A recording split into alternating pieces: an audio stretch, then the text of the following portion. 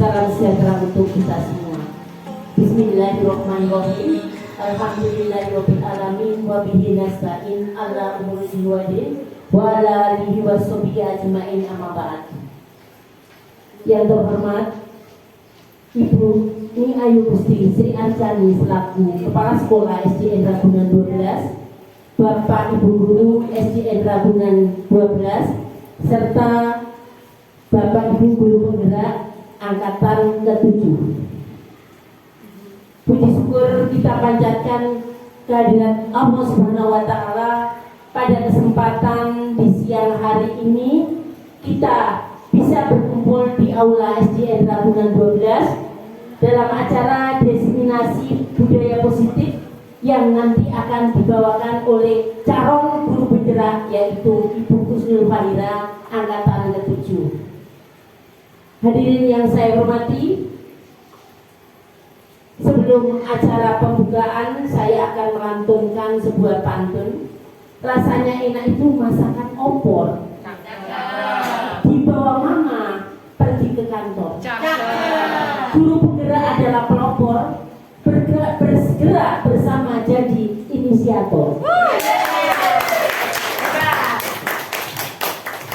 Baiklah Bapak Ibu, di siang hari ini akan saya bacakan susunan daripada diseminasi budaya positif, yaitu yang pertama pembukaan, yang kedua menyanyikan lagu Indonesia Raya, yang ketiga sambutan Ibu Kepala Sekolah SDN Ragunan 12, yang keempat paparan diseminasi budaya positif oleh calon guru penggerak angkatan ke-7, yang kelima sesi tanya jawab, keenam pembacaan doa, ketujuh penutup.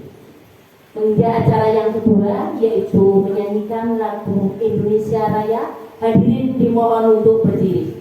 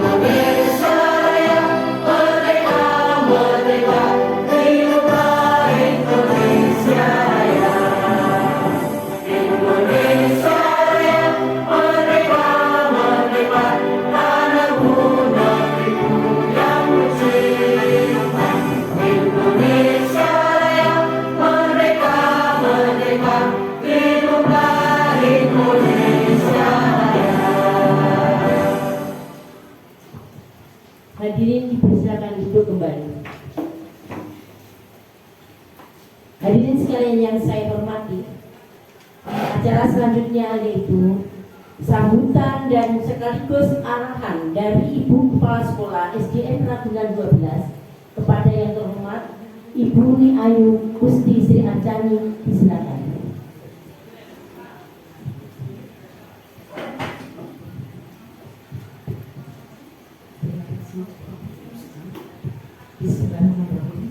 Assalamualaikum warahmatullahi wabarakatuh. Waalaikumsalam warahmatullahi wabarakatuh.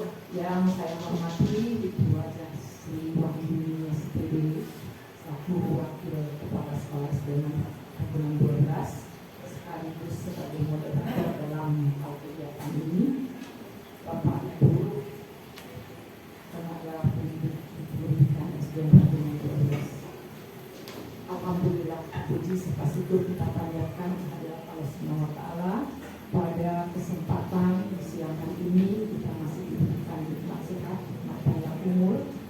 kita bisa mengikuti kegiatan yang kita laksanakan pada hari ini adalah dengan kegiatan ini mendukung salah satu kegiatan calon guru kita yaitu Wisnu. Mudah-mudahan kegiatan ini bisa kita ikuti sampai selesai dan bisa kita ambil dari hikmah dari kegiatan ini.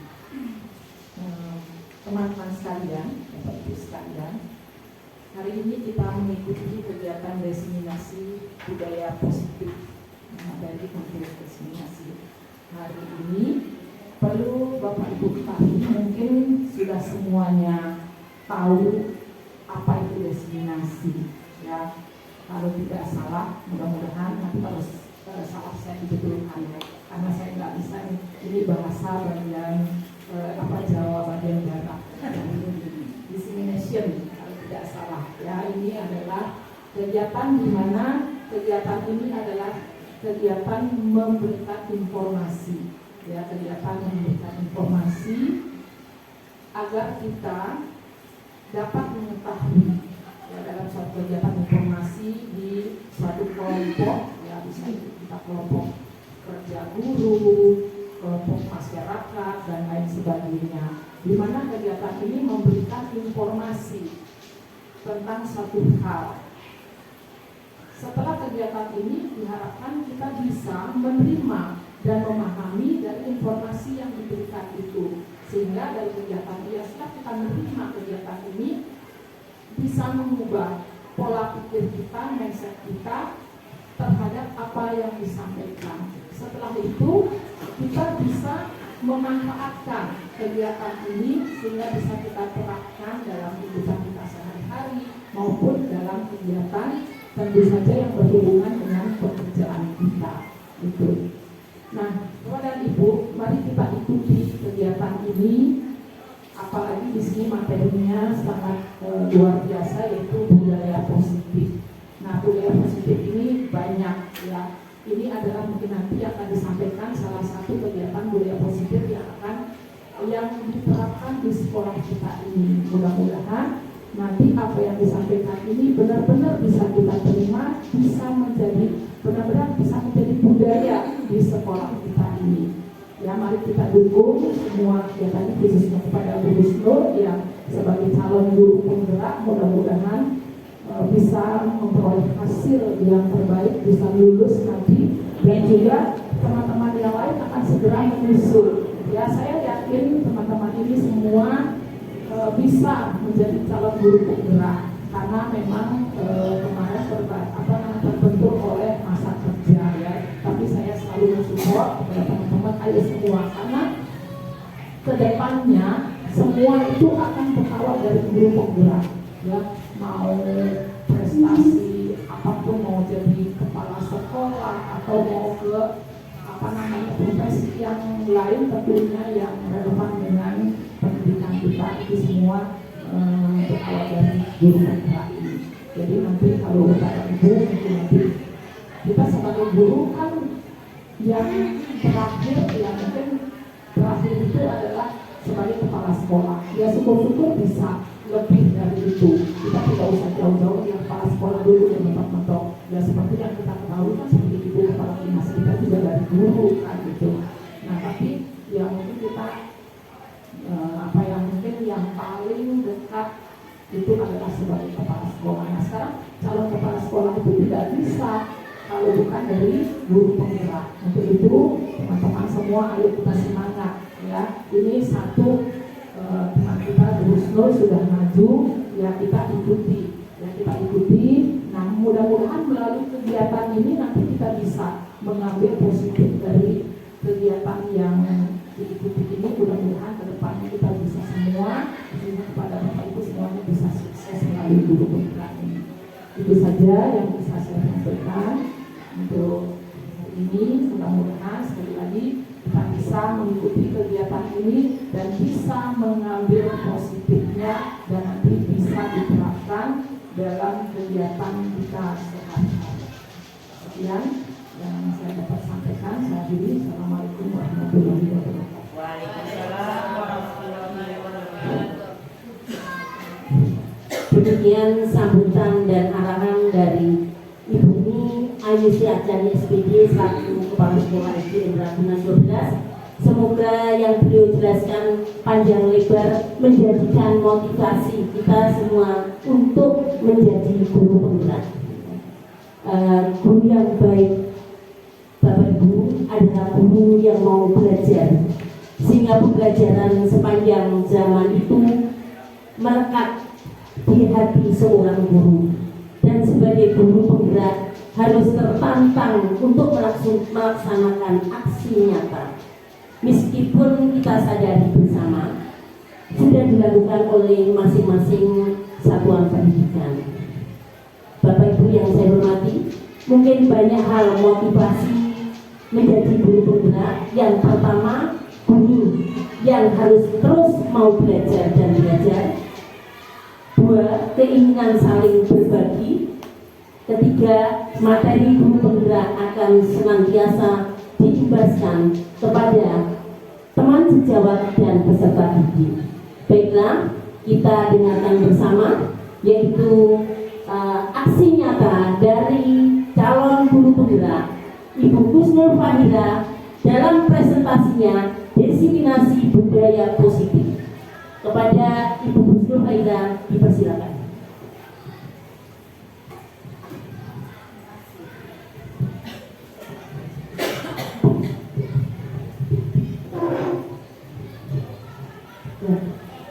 Assalamualaikum warahmatullahi wabarakatuh. Waalaikumsalam warahmatullahi wabarakatuh. Alhamdulillahirabbil alamin.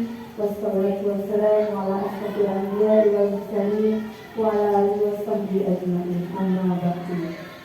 Yang saya hormati Ibu Ayu, Ibu Kepala Sekolah kita, dan saya hormati Ibu Sri Wahyuni, Ibu Wakil Kepala Sekolah kita SD Ragunan 12. Sebelumnya saya mengucapkan terima kasih atas segala support yang diberikan oleh ibu-ibu dan juga teman-teman sejawat dalam rangka memenuhi tugas saya, yaitu membuat aksi nyata pada budaya positif. Kalau tadi kata Ibu, diseminasi adalah penyebaran informasi, itu betul sekali Ibu. Diseminasi memang betul, artinya adalah menyebarkan informasi yang berguna bagi orang lain agar bisa suatu hari diikuti dan menjadi bermanfaat buat kita semua. Bapak dan Ibu, sebelum kita memasuki diseminasi ini,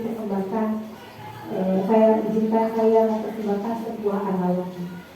Ini adalah jejeran gelas-gelas. Ada yang kosong, ada yang seperempat, ada yang setengah, ada yang 3/4, ada yang full terisi penuh. Nah, gelas-gelas ini menggambarkan bagaimana diri kita, memposisikan diri kita pada saat kita ingin belajar. Di sini mohon maaf sekali sebelumnya, bukan saya ingin mengajari, tapi kita sama-sama berbagi pengalaman apa yang sudah saya dapatkan ketika saya belajar pada di tahap awal ini calon guru penggerak angkatan 7. Analogi ini memberikan kita perenungan di manakah kita seharusnya menempatkan diri, apakah sebagai gelas yang kosong, yang 1/4, setengah, 3/4, ataupun 1 gelas. Itu hanya sebuah analogi Bapak dan Ibu. Lalu sekarang saya akan mulai diseminasi budaya positifnya. Mohon diri.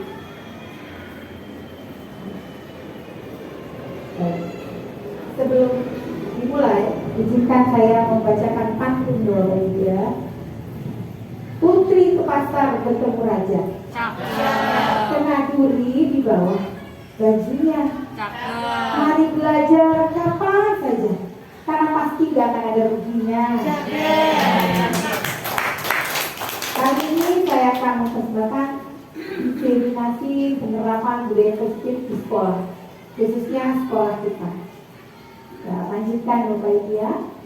Perkenalkan, Ibu Ayu Putri Ardani adalah fasilitator saya kelas E angkatan 7. Kemudian Ibu Marina Kristiani adalah pengajar praktik saya. Beliau bertugas di SMA Ragunan Atlet. Kemudian ini adalah saya sendiri sebagai calon guru pemula. Budaya positif. Mungkin kalau dengar budaya positif pasti yang ini ingat yang baik-baik. Itu betul seperti itu. Tapi sebelum ke arah sana, izinkan saya berbagi tentang filosofi pemikiran Ki Hajar Dewantara. Ki Hajar Dewantara mengumpulkan bahwa pendidikan itu menuntun segala kekuatan kodrat yang ada pada anak-anak itu, agar mereka sebagai manusia dan sebagai anggota masyarakat dapat mencapai keselamatan yang setinggi-tingginya, kebahagiaan dan keselamatan yang setinggi-tingginya. Pendidikan dalam pemikiran Ki Hajar Dewantara berpihak kepada murid, harus berpihak kepada murid. Pendidikan yang memerdekakan manusia dan memanusiakan manusia seperti apa yang dipikirkan oleh Ki Hajar Dewantara. Tadi tujuannya tentu untuk keselamatan mereka, kebahagiaan mereka yang setinggi-tingginya. Jadi pendidikan harus memberikan tuntunan terhadap segala kodrat yang dimiliki anak yang unik yang dimilikinya sejak lahir. Pendidikan merupakan tempat persembahyan benih-benih kebudayaan yang mampu dan harus mampu menumbuhkan manusia yang kuat serta kemanusiaan yang menuju teguh nilai-nilai kebajikan. Nah, untuk mewujudkan nilai-nilai itu, tentunya peran guru dan nilai guru-guru kita itu harus sebagai among. Kalau bahasa Jawa apa ya bahasa penuntun ya, among gitu. Ya, nilai seorang guru harus memiliki kekuatan. Satu, berpihak kepada murid. Kedua, mandiri. Ketiga, kolaboratif. Keempat, inovatif dan reflektif. Ini juga nilai-nilai yang harus dimiliki oleh seorang guru penggerak.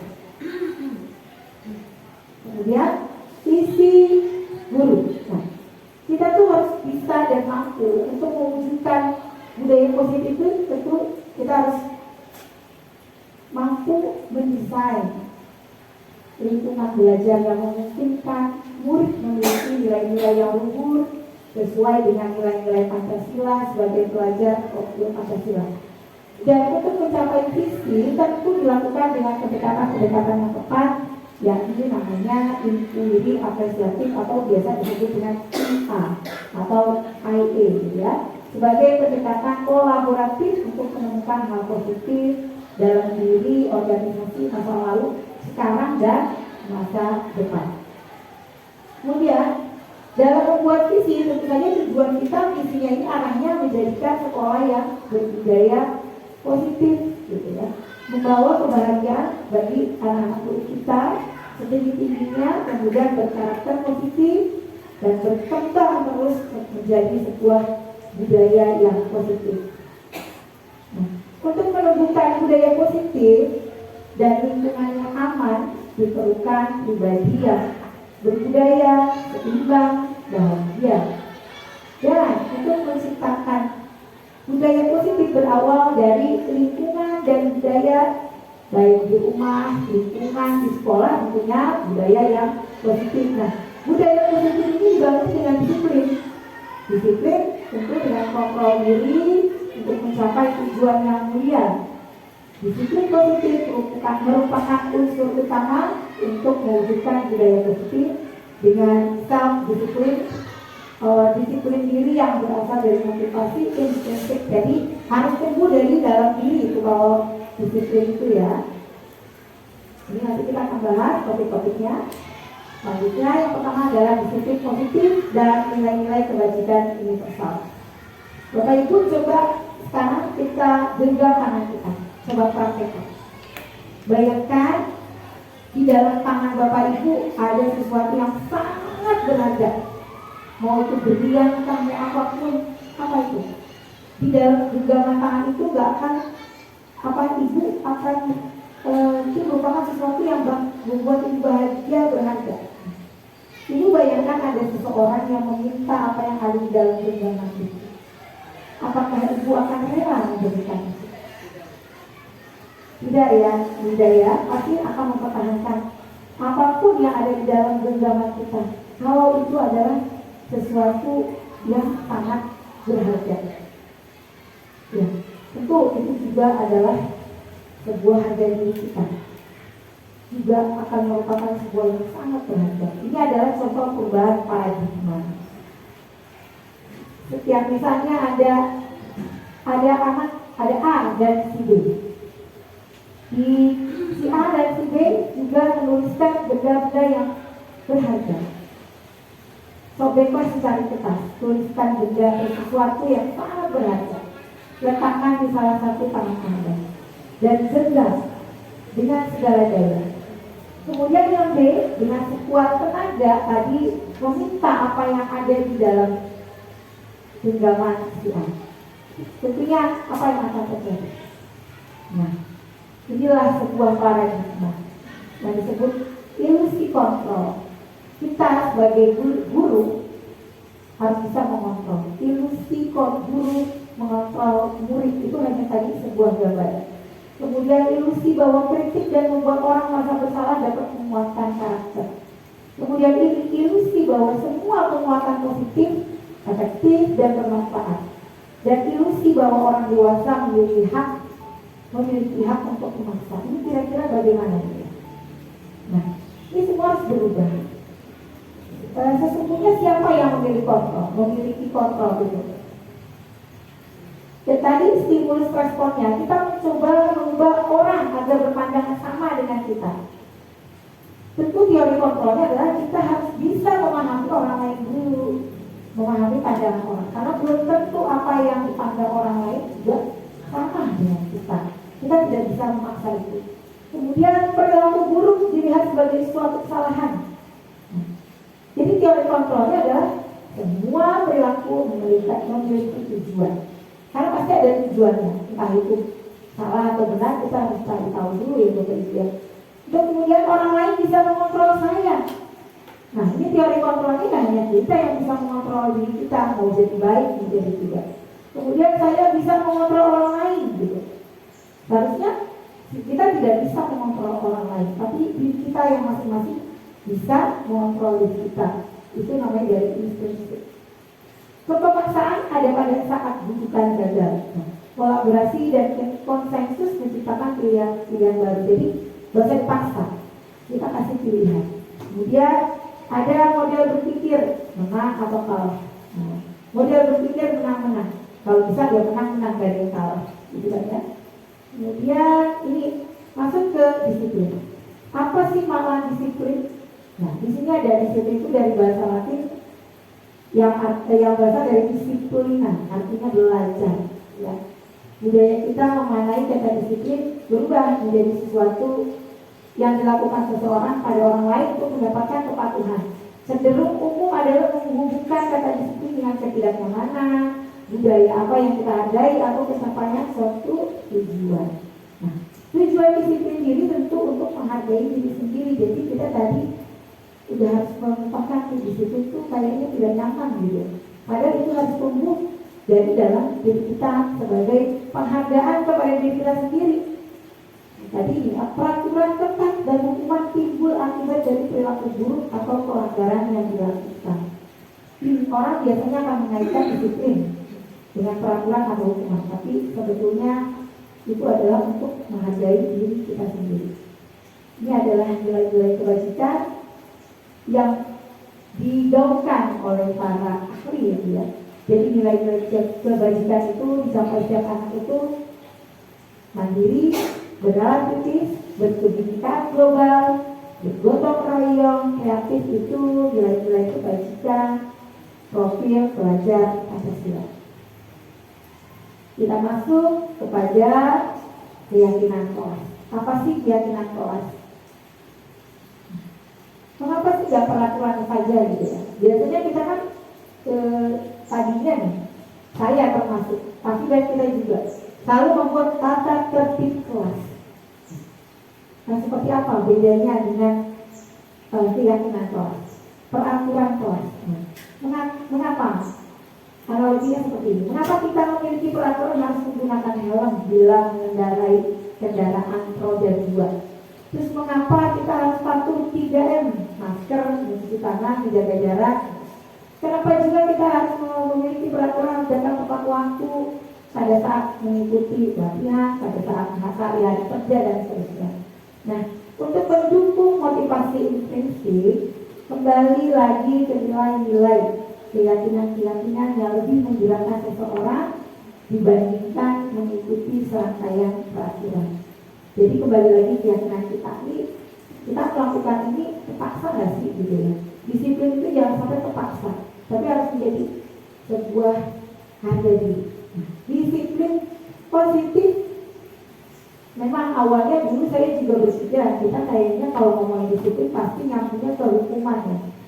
Ternyata disiplin positif itu tidak bisa dikaitkan dengan hukuman. Harus tumbuh menjadi budaya yang positif. Budaya positif di sekolah bisa berasal dari dalam kelas melalui kesepakatan kelas, keyakinan kelas. Sudah kesepakatan kelas berkembang menjadi keyakinan kelas. Lalu menjadi sebuah lingkungan positif bagi siswa dan terus menguat menjadi sebuah budaya positif bagi seluruh murid di sekolah dan lingkungan sekolah.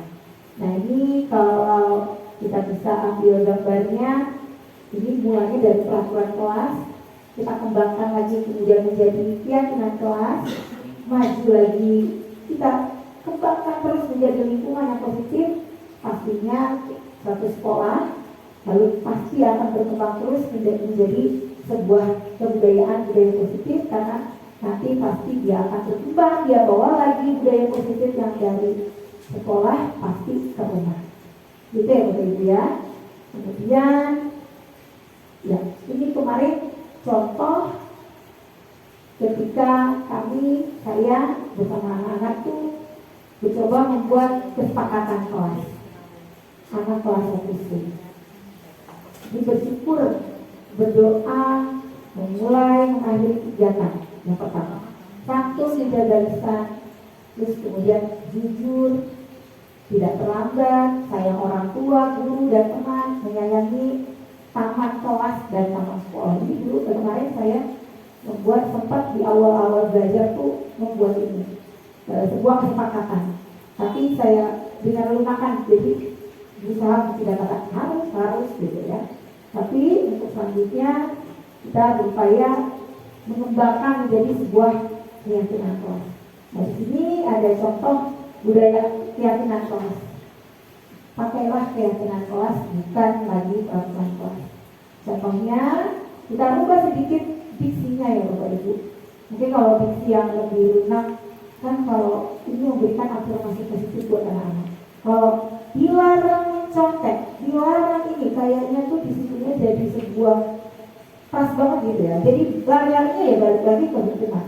Tapi kita pakai bahasa yang memang bahasa anak-anak yang mudah dipahami, dan tentu kita bawa diri kita jangan lupa, karena kita juga harus kami guru dan murid saling menyayangi. Ini contoh aja ya Bapak Ibu ya. Kemudian kami murid yang semangat belajar. Paling tidak anak-anak itu terafirmasi, terbawa, aku udah bikin kegiatan kelas, janji loh kemarin, udah harus semangat belajar. Kemudian kami murid yang sayang taman sekolah, gitu ya. Kebetulan taman sekolah kita kan cantik banget ya, sayang. Saya tuh kepikiran kalau nggak sayang siapa lagi kalau yang bukan menyayangi kita, ya Bapak ya. Kemudian ini kemarin kebetulan saya sudah bikin kegiatan kelas.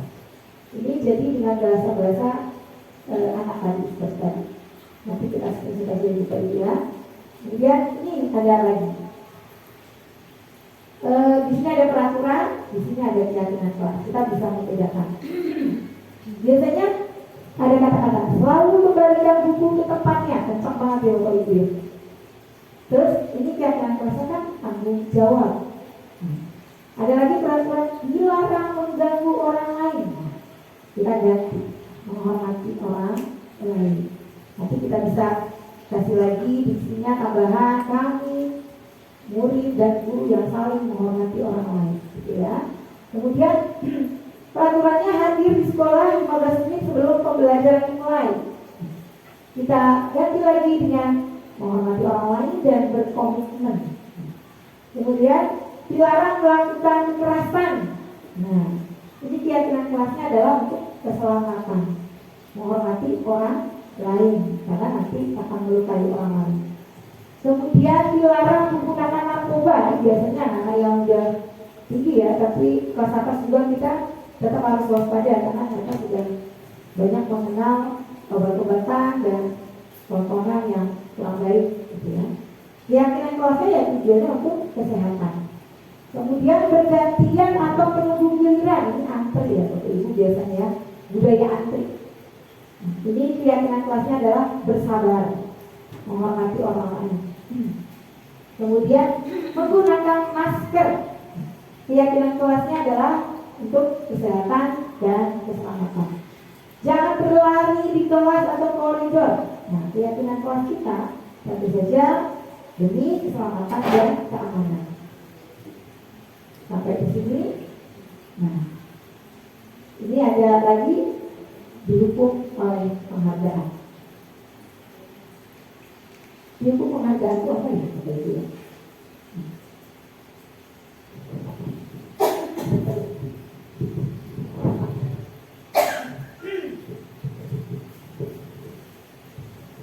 Ya, ini ada didukung penghargaan. Ini kita bertanya-tanya nih.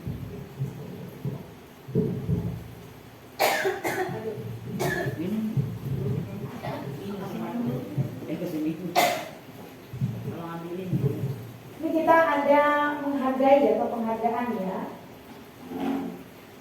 Di sini ada sebelum masuk ini kita ada ini dulu, kebutuhan dasar manusia dan dunia berkualitas. Setiap orang mempunyai kebutuhan dasar. Kebutuhan dasar manusia itu ada 5. Maaf ya, bentar.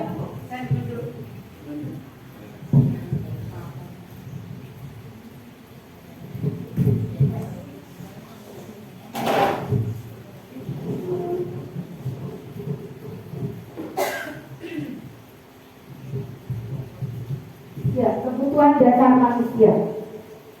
Manusia itu punya kebutuhan dasar 5. Yang pertama, bertahan hidup, soal survival. Kemudian rasa kasih sayang dan rasa diterima itu belonging of love gitu ya, kalau bahasa Jawa Barat ini atau tadi. Kemudian freedom, kebebasan. Kemudian kesenangan ya, fun gitu. Lalu penguasaan atau power. Bagaimana kita mempunyai kekuatan diri. Ya, kita lanjut. Nah, ini melanggar aturan ataupun perilaku buruk merupakan respon dari suatu atau beberapa kebutuhan dasar yang tidak terpenuhi. Kan manusia mempunyai tadi kebutuhan dasarnya survival, merasa diterima, leader, fun, and power gitu ya. Kemudian ini adalah posisi kontrol kita. Posisi kontrol kita tentunya sebagai guru. Nah, di sini posisi kontrol kita yang biasanya terjadi ya, ada 5. Di manakah kita seharusnya sudah harus berubah posisi kita. Posisi kontrol kita sebagai guru menghukum, membuat rasa bersalah, teman, pemantau, manajer. Nah, di manakah idealnya kita sebagai guru? Ini kayaknya ini yang tertarik saya tuh awalnya belajar itu saya tertarik di sini. Nah, di sini ada pernyataan Bapak Ibu, ada siapa yang mengatakan ini bisa teridentifikasi. Kalau kita sering sekali ngomong begini sama murid, saya kecewa banget sama kamu, atau saya kecewa sekali dengan kamu. Ini biasanya gurunya membuat orang merasa bersalah. Nah, terus kemudian kalau kita berusaha bilang, kamu tidak pernah benar melakukannya, itu adalah penghukum. Jadi gurunya biasanya sama hukum. Ayolah lakukan ini ibu bapak. Nah, ini biasanya gurunya sebagai teman. Apakah kamu mau mendapatkan stiker bintang hari ini? Ini hanya pemantau ibu. Jadi cuma karena ada dia berbuat baik itu karena ada stiker bintang. Kemudian bagaimana kamu bisa menyelesaikan masalah ini? Nah, ini baru manajer. Levelnya yang paling tinggi ya ini. Dikasih pilihan. Nanti kita bahas apa itu. Bagaimana cara memberikan pilihan. Lalu kamu selalu yang paling terakhir. Saya harusnya datang paling lambat. Gurunya, nih paling kamu yang paling terakhir. Nah, ini biasanya tipikal gurunya penghukum. Nah, kita harusnya kan ada di manajer. Bismillah, kita belajar pelan-pelan. Saya juga belum sempurna untuk manajer. Kadang-kadang masih menjadi jujur aja nih, pemantau saya. Memang betul. Karena menghadapi anak jujur aja ya Bu, anak kita banyak gitu ya. Luar biasa perlakuannya. Tapi ya kita tetap berusaha menjadi manajer dan saya sudah berusaha. Kemudian ini. Hal itu lebih menguatkan ciri-cirinya. Kalau guru atau kita mau jadi penghukum, biasanya ciri-cirinya menggunakan fisik, perebalannya nadanya tinggi, bahasa tubuhnya kurang baik seperti melotot, nunjuk-nunjuk, atau kolak pinggang gitu ya, itu bahasa tubuh ya di seluruh kita. Itu kurang bagus. Nah, itu tipikal penghukum atau membuat kata-kata kasar. Ya, bisa aja itu terjadi. Kemudian membuat rasa bersalah. Nah ini, suaranya sih udah lembut, hening gitu ya. Tapi bikin orang gak nyaman, gitu. Terus bikin anak murid juga rendah diri nih. Pernah nggak Bu kita ini? Kamu gak kasihan sama guru, gitu ya? Ya, gitu. Kayak gitu biasa. Gak kasihan sama bapak. Ibu capek Bu. Gitu, nah, gitu. Anak-anak tapi kecil tuh, jadi dia nanti akan merasa bersalah, nggak nyaman dan seterusnya. Itu kita sebagai posisi membuat rasa bersalah. Kemudian kalau sebagai teman, guru sebagai teman, gimana tuh? Nada suara kita akrab, kayak ngomong sama teman, gitu. Tapi bagaimana ya? Enak gak ya sama murid, gitu? Dan nada kita akrab gitu. Jadi nanti murid itu juga pasti akan ada efeknya. Nanti efeknya pasti akan ada. Mau jangka panjang, mau jangka pendek. Kemudian sebagai pemantau, di sini kita mengawasi sudah, bertanggung jawab sudah, tapi masih ada sanksi nih atau konsekuensi gitu ya. Dan kita sudah menggunakan data atau bukti, misalnya si A sudah terlambat berapa kali, kita udah pakai catatannya tuh dibuktikan bla bla bla bla bla. Tapi kita masih memberikan sanksi atau konsekuensi. Ini posisi kita masih di pemantau. Nah kemudian posisi sebagai manajer. Jadi kita mempersilakan murid untuk bertanggung jawab atas perbuatannya sendiri dan menjadikan murid menjadi manajer bagi dirinya sendiri. Caranya bagaimana? Nah ini dia. Tadi kita sudah bahas ya, hukuman itu dilaksanakan tiba-tiba tidak nyaman. Konsekuensi dilakukan dengan kesepakatan, tetapi tidak nyaman dan biasa hanya terwujud dalam jangka pendek. Tadi siapa yang bisa biasanya kasih konsekuensi tadi? Guru sebagai pemantau ya Bapak Ibu ya. Dan konsekuensinya ini loh, sanksinya ini loh, gitu biasanya. Ini masih pakai konsekuensi. Nah, restitusi inilah kita akan belajar menjadi seorang manajer. Apa itu restitusi? Restitusi. Nah, restitusi Bapak Ibu adalah pendekatan yang bisa kita lakukan untuk penumbuhan disiplin positif menuju budaya positif. Dalam pendekatan restitusi dikenal dengan segitiga restitusi. Di sini ada menstabilkan identitas, sebagai kontrolnya, dan kita semua yang melakukan hal yang terbaik. Kemudian validasi tindakan yang salah, sebagai kontrolnya adalah semua perilaku memiliki alasan, tapi anak-anak melakukan itu ada alasannya. Kemudian menanyakan keyakinan. Sebagai kontrolnya adalah setiap orang memiliki motivasi internal dengan memberi kesempatan memperbaiki jika terjadi pelanggaran. Bagaimana segitiga restitusi itu saya sampaikan. Nanti saya sudah buat. Inilah gambar segitiga restitusi. Yang pertama adalah menstabilkan identitas. Yang kedua, validasi tindakan yang salah. Dan yang ketiga, menanyakan keyakinan. Sekali lagi, apakah restitusi itu?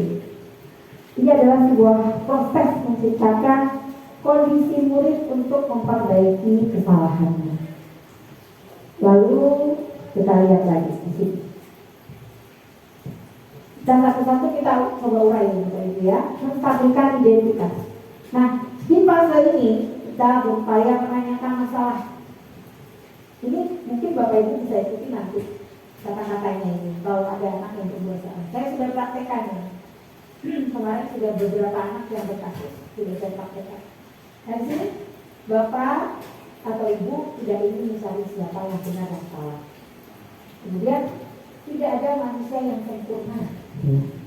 Saya juga pernah melakukan kesalahan seperti itu. Kita bisa ngomong kayak gitu seperti anak-anak, tapi kita bisa menyelesaikan ini. Ini baru menstabilkan identitas. Kita maju lagi kepada tingkatan validasi tindakan yang salah.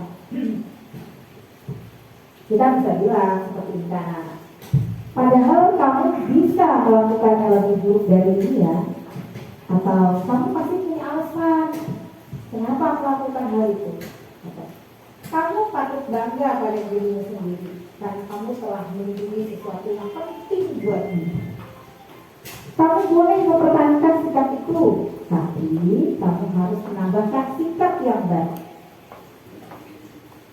Kemudian, nah ini tahap yang akhir, menanyakan keyakinan kau. Kita bisa tanya, apa yang kita percayai sebagai kelas atau keluarga, atau coba kita kemarin sudah buat keyakinan kelas apa? Makanya sebelum ini kita sudah buat keyakinan kelas. Kemudian biasanya kalau anak-anak yang besar kita sudah bisa tanyakan apa nilai-nilai yang sudah kita sepakati. Atau kamu bayangkan apa kita tuh tentang kelas yang ideal itu seperti apa? Anak boleh kita tanya. Kalau kamu mau jadi orang yang seperti apa? Kita ya. Nah ini keyakinan kelas kita. Al-Quran mengungkapkan bahwa ini adalah salah satu pendapat dari ahli, bahwa penghargaan maupun hukuman adalah cara mengontrol perilaku seseorang yang bisa menghasilkan potensi untuk pembelajaran yang sesungguhnya. Menurut Quran itu secara ideal tindakan belajar itu sendiri adalah penghargaan yang sesungguhnya. Tapi sebelum ini kita ngomongin penghargaan, Bapak. Di sini ada tadi penghargaan. Kita balik dulu ya Bapak Ibu ya. Ini karena di dalam kontrol kita ada yang namanya penghargaan. Oke. Ya.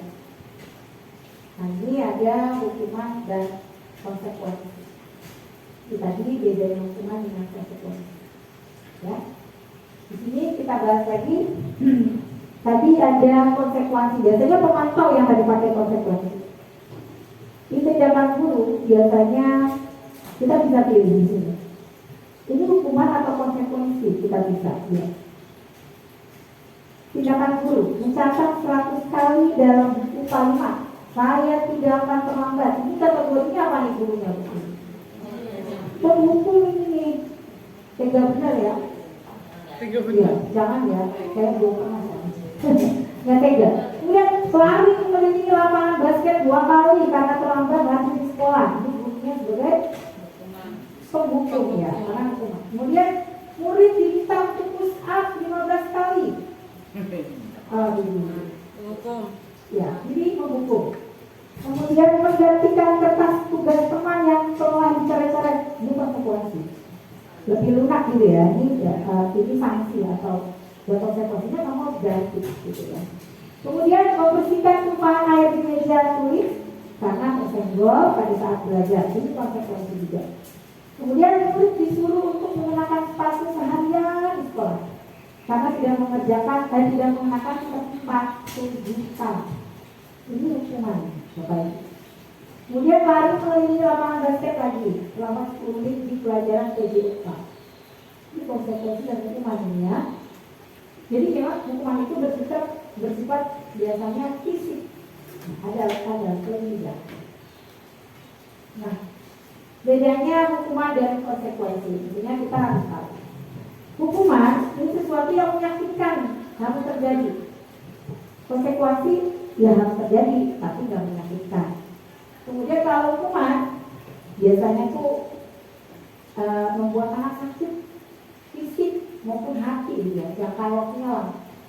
Kita belajar ya, gitu. Saya juga pernah sakit hati sama guru dulu waktu zaman dulu SD. Impactnya itu jauh gitu, bukan fisik tapi hati. Itu yang impactnya bahaya. Kemudian ini anak membenci kedisiplinan, jadi dia malas gitu ya. Sebel banget deh gitu. Pokoknya itu peraturan sekolah nggak banget gitu. Oh benci banget deh disuruh pakai dasi, benci banget disuruh pakai topi gitu. Ini kan jadi sebuah hukuman. Ini paksaan. Kemudian mendorong anak menyakiti diri sendiri. Konsep diri yang buruk, anak belajar untuk menyembunyikan kesalahan dan marah. Konsekuensi ini tadi sesuatu yang menyakitkan harus terjadi, tapi memang sudah kesepakatan gitu ya. Walaupun itu tidak nyaman. Kemudian konsekuensi dari penyakit membuat anak merasa tidak nyaman. Konsekuensinya itu jangkanya waktunya pendek. Kemudian anak membenci kedisiplinan. Konsekuensinya apa? Ya anak menghargai disiplin. Kemudian paksaan. Ya konsekuensinya adalah stimulus tanggapan. Kemudian mendorong anak menyakiti diri sendiri.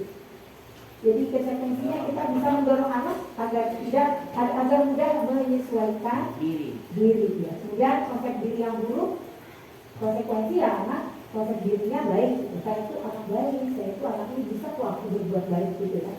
Anak belajar untuk menyembunyikan kesalahan. Nah, ini anak belajar untuk mematuhi peraturan. Jadi bukannya dia udah berbuat salah dia tutupin, tapi dia berusaha mencoba mematuhi peraturan dengan disiplin tadi. Tadi marah, rasa bersalah, dipermalukan, merasa tidak dihargai. Jadi konsekuensinya adalah kehilangan hak.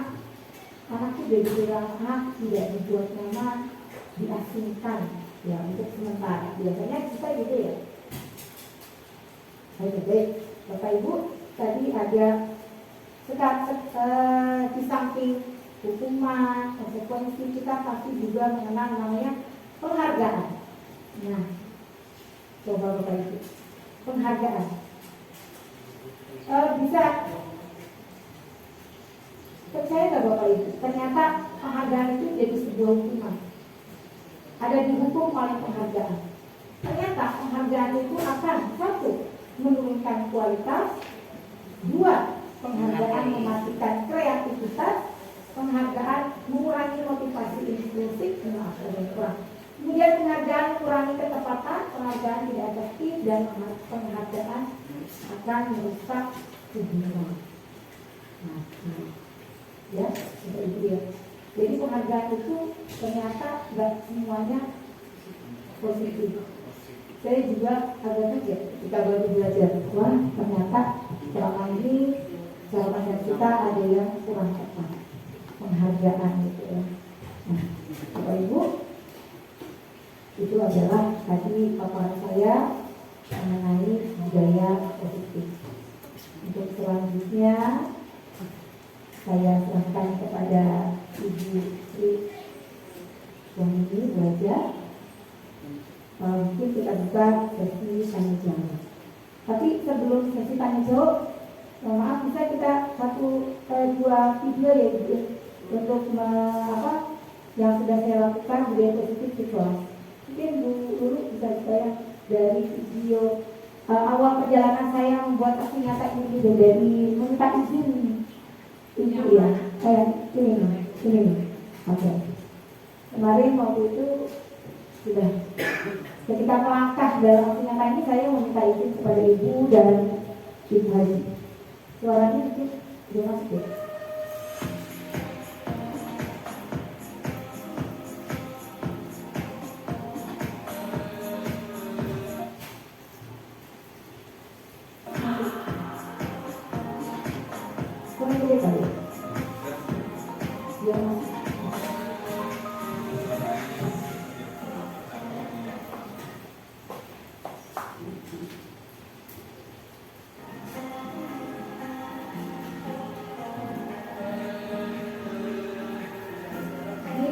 Proses di mana saya meminta izin melakukan action ini aksi nyata, ide positif dan designasinya kepada ibu ibu dan kepada ibu ibu.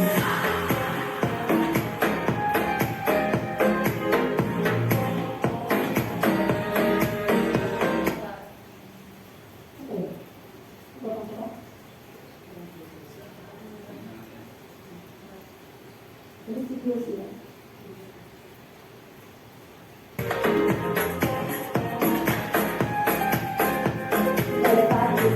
Memberikan arahan ke saya.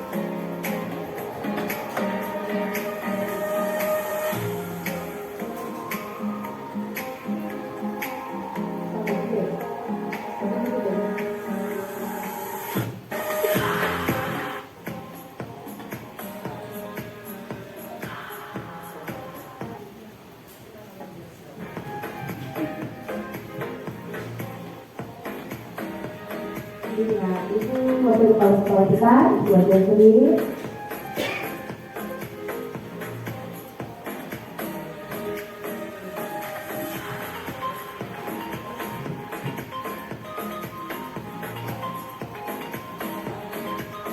Dan dapat pengalaman juga dari beliau.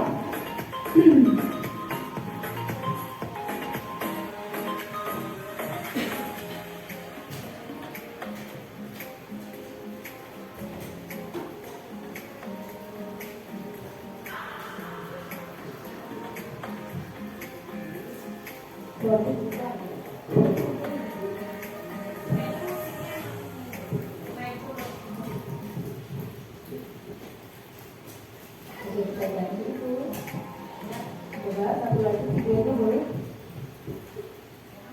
Ini budaya positif yang kita sudah sering lakukan di awal itu video menyambut siswa. Ini. Ya mau sedikit ya untuk dia.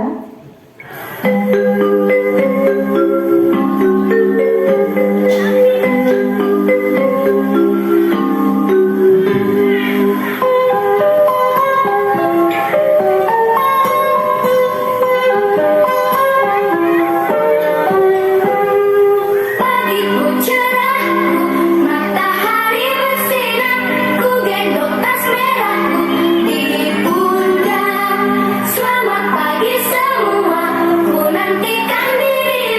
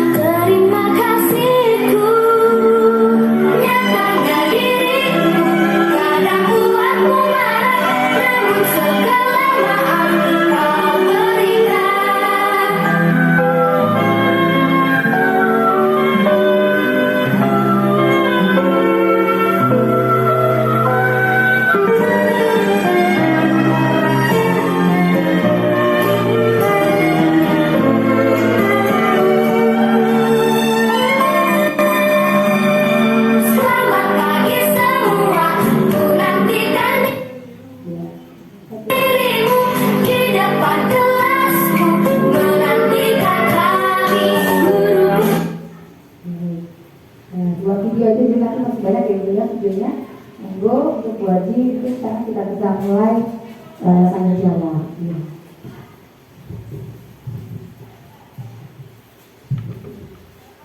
Bapak Ibu, demikian paparan destinasi penerapan budaya positif di sekolah oleh calon guru penggerak Ibu Husnul Fahira dari SD Rambutan 12. Semoga kita semua paham dan mengerti. Bapak Ibu, berkaitan dengan destinasi penerapan budaya positif di sekolah, guru adalah digugu dan ditiru. Sebaiknya perilaku kita dan cara bicara kita harus mencerminkan kebaikan supaya anak didik kita mencontoh para bapak dan ibu guru di sekolah kita. Karakter itu mungkin bisa dirubah, namun yang paling baik karakter itu dimiliki sejak kecil, yaitu lingkungan keluarga. Bapak dan ibu menurut saya peran penting dalam pembentukan karakter. Contoh simpel, pembuang sampah pada tempatnya dimulai dari sejak kecil. Nah, tolong kalau sudah makan permen buang sampah di tempatnya. Insya Allah karakter itu akan menempel di hati para anak-anak kita. Dan saya pesan Bu Husnul sebagai guru pengajar kelas 1, yaitu anak-anak mungkin dari dini diberikan suatu penjelasan untuk karakter yang baik. Karena apa? Apabila di kelas rendah itu kita ajarkan budaya yang baik, insya Allah nanti kelas tinggi itu kita enak. Dan alhamdulillah apabila di lingkungan keluarga kita itu diberikan ajaran yang karakter itu menempel kebaikan, kita di kelas 1 itu tinggal meneruskan, ya. Bukan berarti anak yang kurang karakternya kita disepelekan. Itu adalah tanggung jawab kita bersama untuk meluruskan dalam hal kebaikan, ya. Baiklah Bapak Ibu, yang tadi sudah dijelaskan secara gamblang, barangkali Bapak Ibu perlu atau nggak ngerti atau kurang paham, mohon angkat tangan supaya nanti saya list satu persatu untuk dijawab oleh calon guru penggerak yaitu Bu Husnul Fahira. Monggo silakan. Mau tanya? Ayo tanya. Ya, Bu Ana. Langsung dicatat. Boleh pakai ini aja. Boleh kemaju sini kan? Oh iya. Biar kelihatan.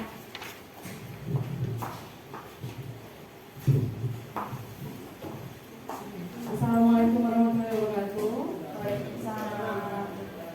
Terima kasih Bu Husnul atas waktunya dan moderator. Terima kasih atas waktunya. Tadi Bu Husnul menjelaskan tentang posisi kontrol guru. Ya kan ada beberapa, yaitu penghukum, teman, pemantau, manajer, dan pembuat rasa bersalah. Saya ini kan sedang mengajar di kelas rendah. Nah, kalau menurut Ibu, saya ini seharusnya ada di posisi mana nih Bu? Dan kalaupun saya sedang mengajar di kelas tinggi, posisi manakah lagi yang saya harus terapkan ke anak-anak?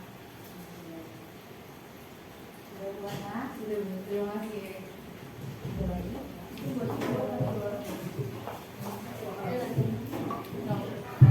Yang kedua, Bunia.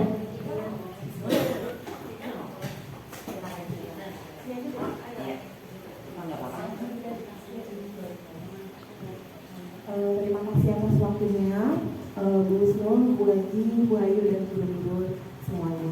Saya ingin bertanya, Bu, apakah ini salah satu dari dihapusnya reward and punishment? Lalu bagaimanakah cara kita memberi pengertian kepada orang tua murid atas hukuman atau konsekuensi yang telah kita berikan kepada anak, di mana orang tua murid itu ada beberapa yang kekeh kalau tidak terima anaknya itu tidak bersalah, terus tidak terima konsekuensi yang diberikan, terlebih terlebih lagi kondisi di mana guru tersebut adalah termasuk guru baru atau guru bukan senior gitu, karena saya menemukan beberapa ada orang tua yang merasa guru baru nih kayak gitu, jadi mungkin lebih mendengarkan guru yang senior yang jadi guru barunya itu agak disayangkan gitu Bu, karena mungkin mengingat pengalamannya masih sedikit seperti itu. Terima kasih.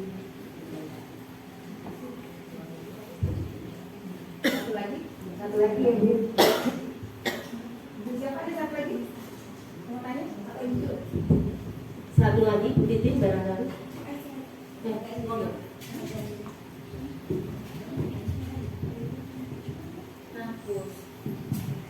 Assalamualaikum warahmatullahi wabarakatuh.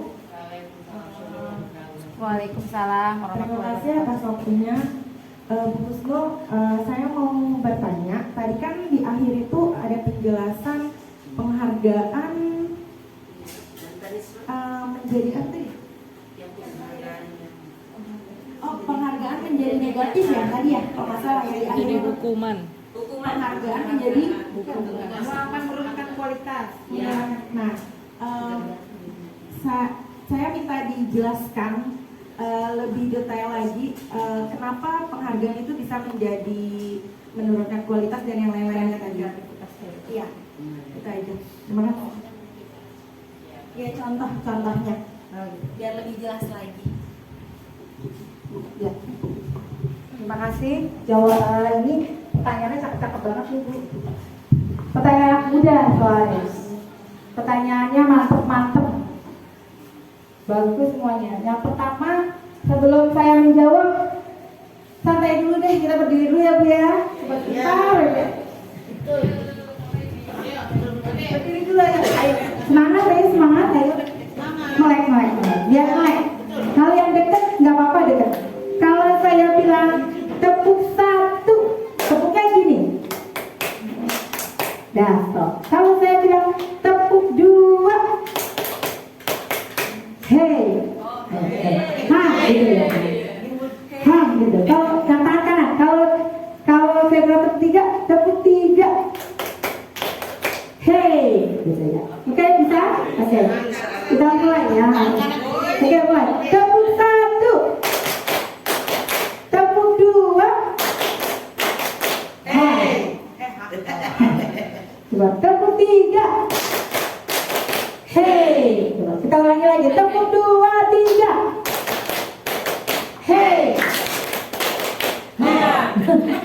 Coba tepuk dua, tiga. Hey,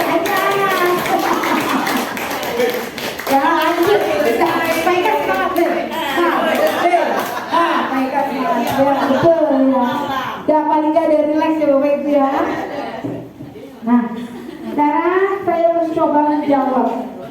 Ini berdasarkan apa yang saya dapatkan. Mungkin nanti bisa ditambahkan dari Ibu Ayu, Bu Haji, gitu ya. Pertama dari Ibu Hana. Posisi kontrol guru apa yang seharusnya Bu Hana tempatkan dirinya walaupun dia baik di guru kelas rendah seperti kelas 1, kemudian nanti suatu waktu dia jadi mungkin tahun besok jadi guru kelas 6 ya Bu ya. Anak muda gitu. Nah, posisi kontrol menurut saya tetap kita tuh harus memposisikan sebagai manajer, the highest gitu, yang paling tinggi. Walaupun sekarang nih lagi belajar baru jadi manajer, kadang-kadang lupa pemantau saya gitu ya, masih belajar gitu. Manajer berat banget ternyata gitu. Apalagi menghadapi anak-anak yang Bapak Ibu tahu sendiri kelas 1C seperti apa, anak-anak hebat yang luar biasa. Kadang jadi pemantau, jadi manajer, tapi tetap warna kita harus bisa dan sanggup jadi manajer. Makanya saya selalu bilang kalau buah itu sekarang bukan kerja saya tapi manajer saya, karena posisinya highest gitu ya. Saya bisa mengakomodir, bisa apa gitu, bisa membuat kita nyaman kerja, bla bla bla. Tapi tetap saya tuh jadi termotivasi dari diri sendiri karena saya harga diri saya gitu di situ gitu. Manajer, makanya saya bilang ibu buah itu sekarang manajer saya.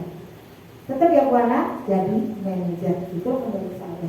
Pleset-pleset mantap ya, jangan sampai menghukum. Kalau hukum jangan, karena nanti anak akan ingat terus sampai kapanpun tuh guru yang begitu gue. Gitu. Itu dulu gue dianuin tuh sama guru itu, jadi sebel kan. Karena saya ngerasain sendiri dulu ketika saya sekolah dapat guru penghukum, saya pun akan ingat terus gitu sampai sekarang. Gitu. Ingat terus sama guru itu, gak suka gitu. Padahal saya sudah tua, sudah dewasa, sudah memikir begitu, tapi itu gak bisa dihilangkan dari ruangan-ruangan hati saya, ya ruangan. Ya. Kemudian itu pertanyaan, oh ya, Bu Ana udah cukup? Sudah Bu. Manajer ya? Iya, manajer. Bukan manajer perusahaan. Iya. Baik, kemudian untuk Bunia, ini berat banget pertanyaannya.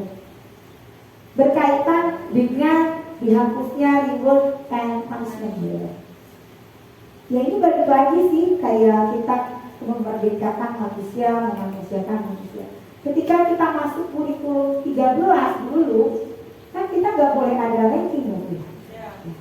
Karena setiap anak istimewa. Mau gimana pun setiap anak pasti ada istimewanya. Mau itu yang katanya nggak bisa matematika, dapatnya 2, pasti ada celahnya dia istimewanya di mana. Gitu ya. Itulah gunanya kita nggak boleh ada ranking.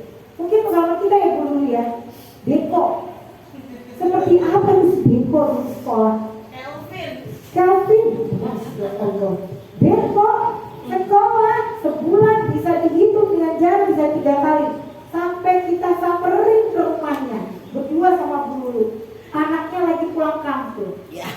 Kita samperin anaknya, ibunya alasannya ini nggak mau sekolah bla bla bla bla.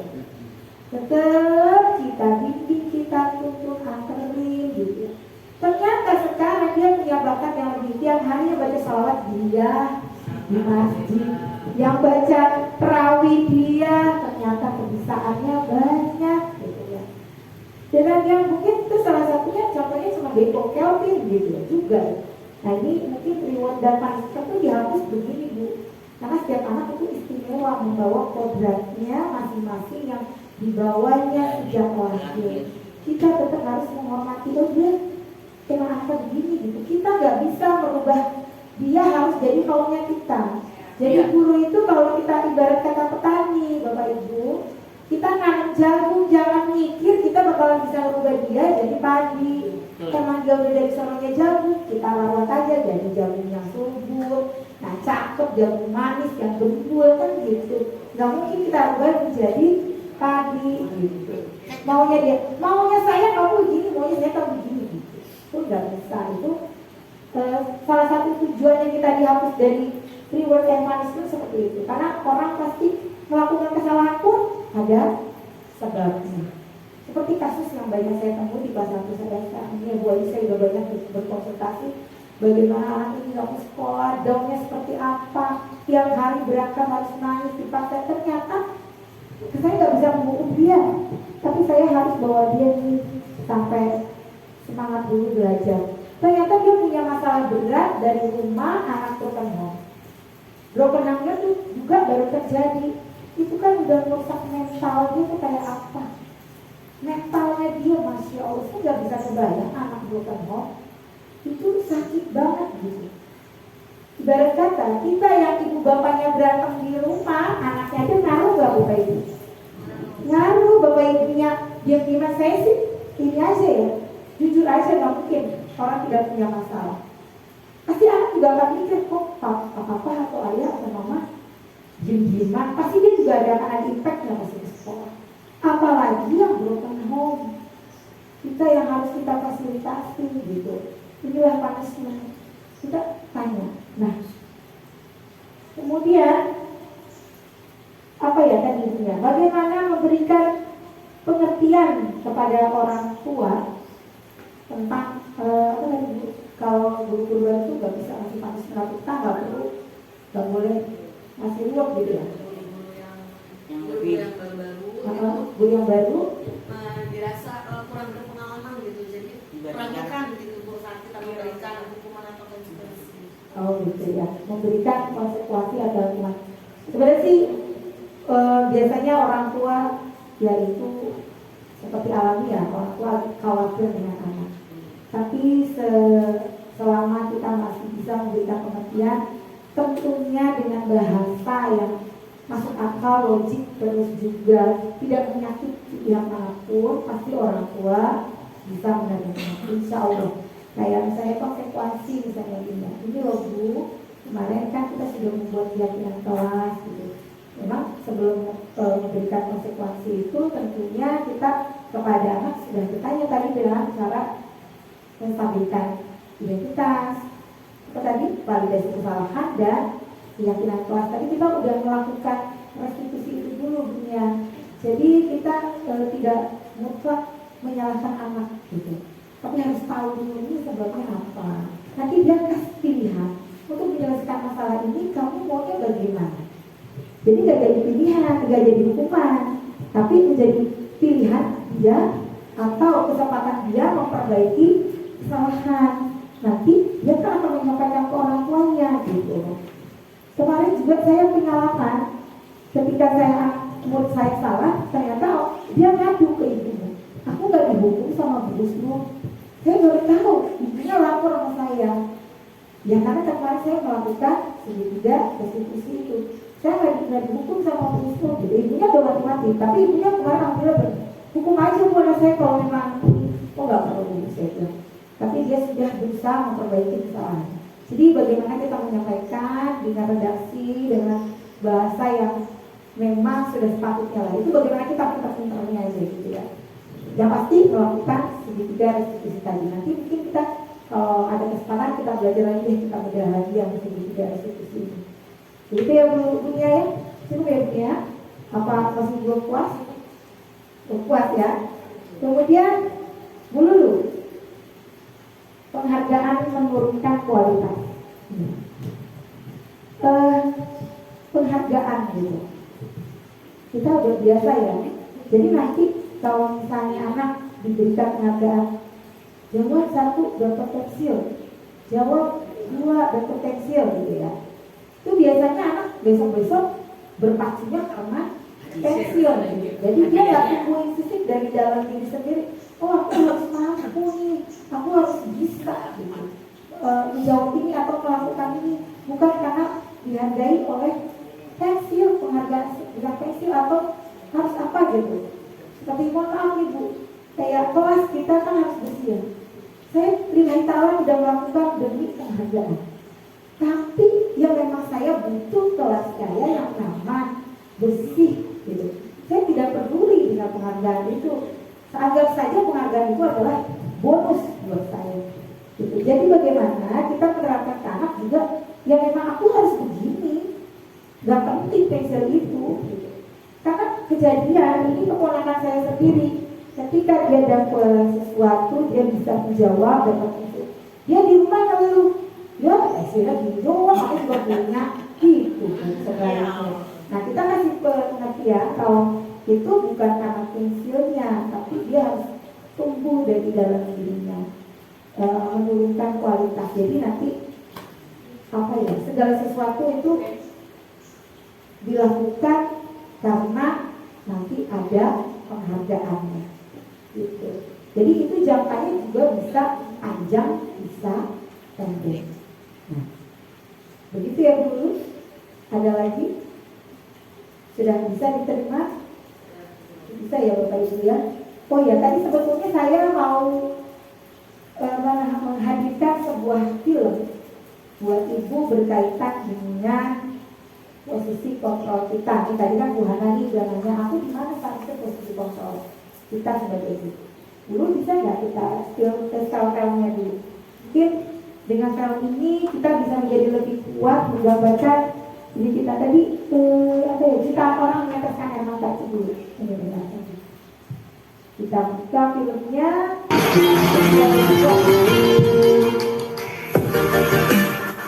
Mungkin akan menguatkan di mana posisi kita seharusnya. Selamat datang di kisah Pedia.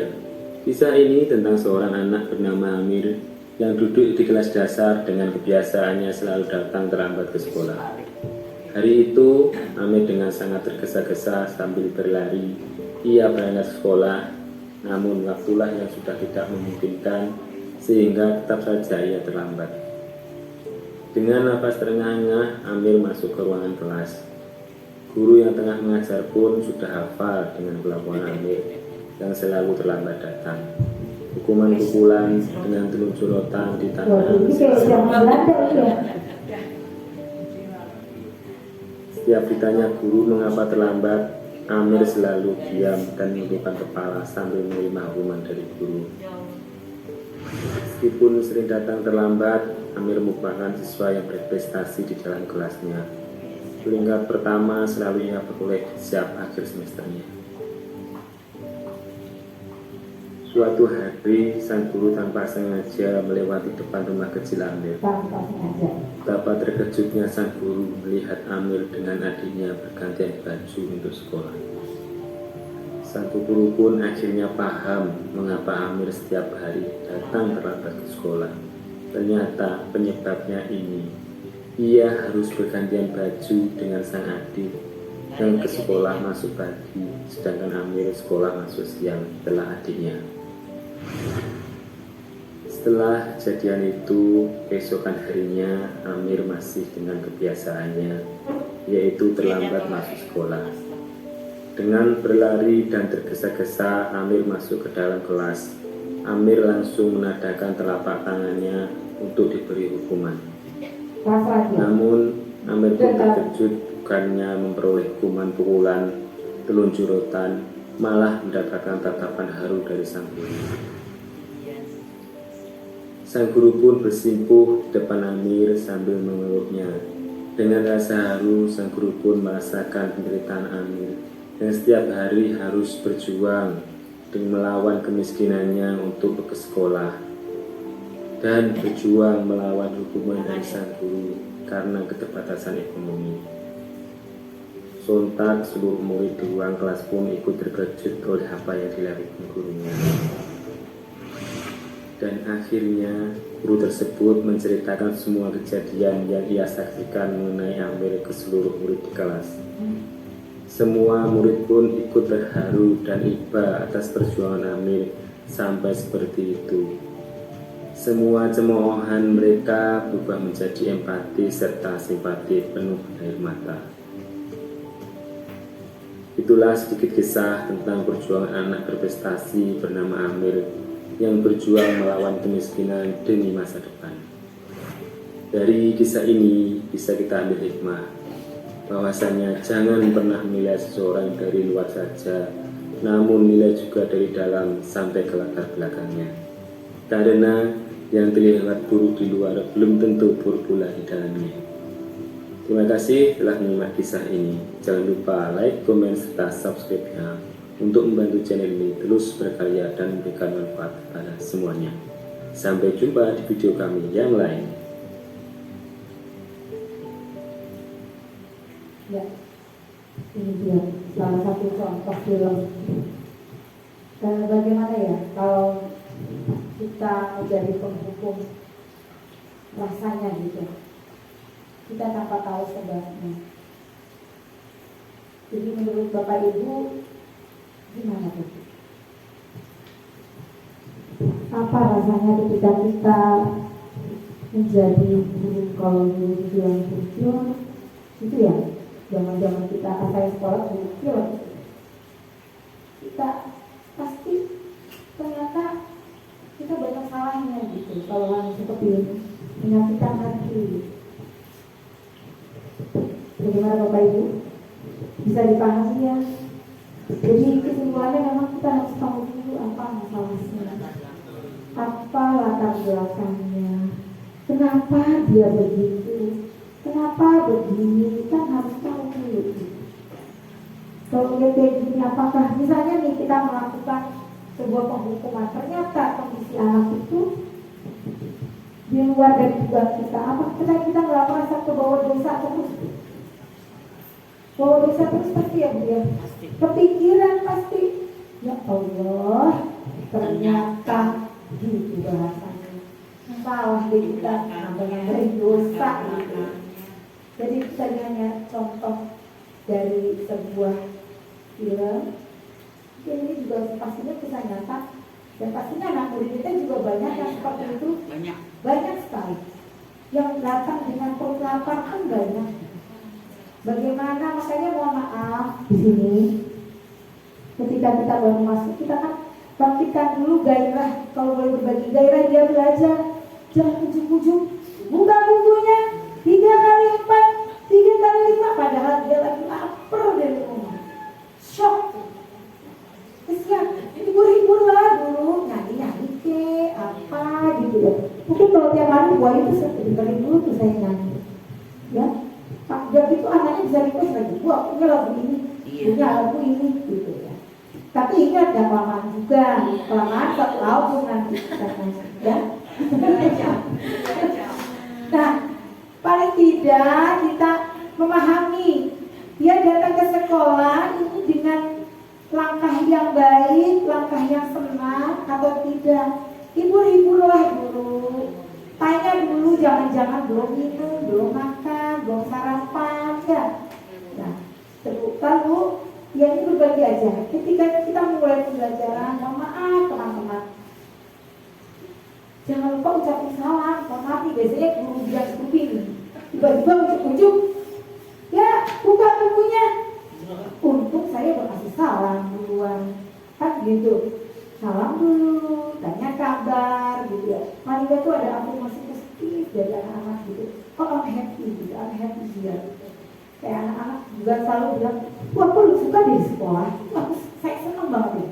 Kalau dulu anak ngomong gitu, kayak Nika tuh gak mau, gak masuk, padahal sakit. Saya tanya kenapa kamu masuk? Saya mau di sekolah, dia gitu. Kenapa? Aku senang sekolah, itu bahagia gitu saya. Bingung saya, disuruh pulang gak mau gitu. Nah, itu kan ada, sebenarnya itu afirmasi positif buat saya sendiri gitu.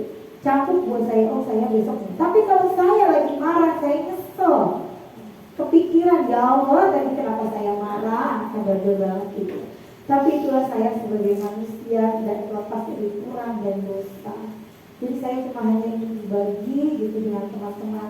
Ayo kita bangun sekarang ini dengan budaya positif. Kita budaya positif itu banyak caranya. Juga mungkin kita bisa sekali lagi ya Bu ya, videonya ini yang sudah kita lakukan baik di kelas saya ataupun di sekolah. Mungkin kita bisa pergi dulu Bu ke oh ini, baris itu yang gitu.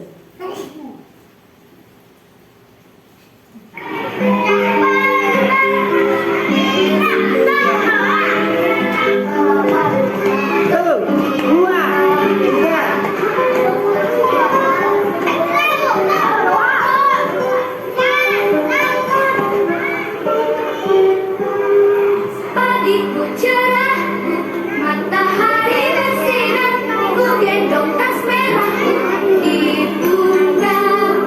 Selamat pagi.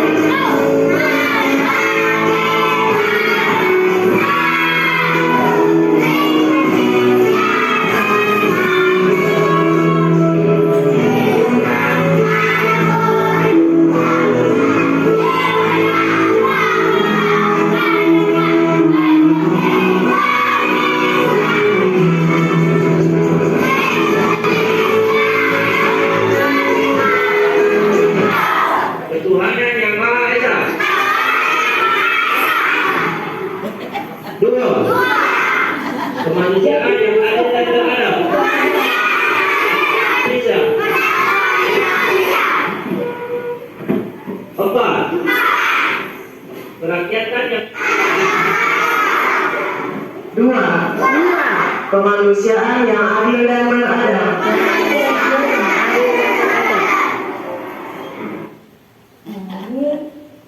Budaya positif kita ya Bu, saya senang deh. Jadi tiap pagi tuh anak-anak dibudayakan untuk mencintai tanah airnya.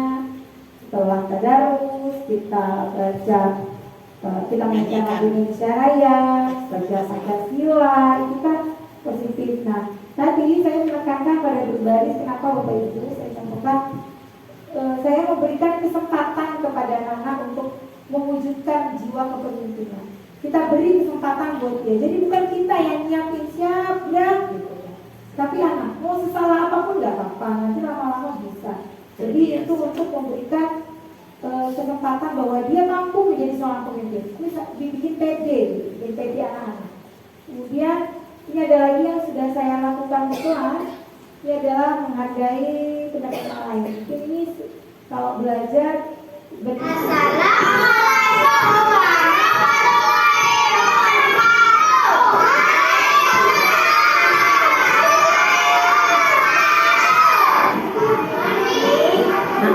dari kelompok berapa nak? 5 ya? Oh 3 tadi ya, oke 3 akan menjawab. Nomor 1 baca yang kenceng sayang. Kewajiban atau hak? Oh kewajiban, kasih lihat. Kenapa? Kenapa sayang? Kenapa nak? Karena baca coba di situ sayang.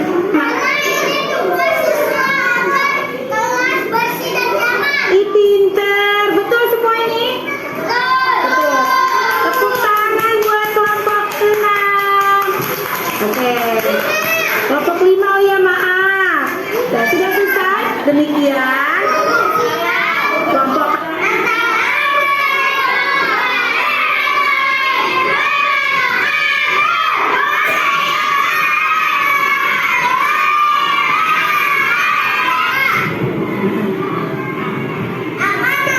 menjawab. So, apakah? Kewajiban atau hak? Ya, terima kasih. Terima kasih ya.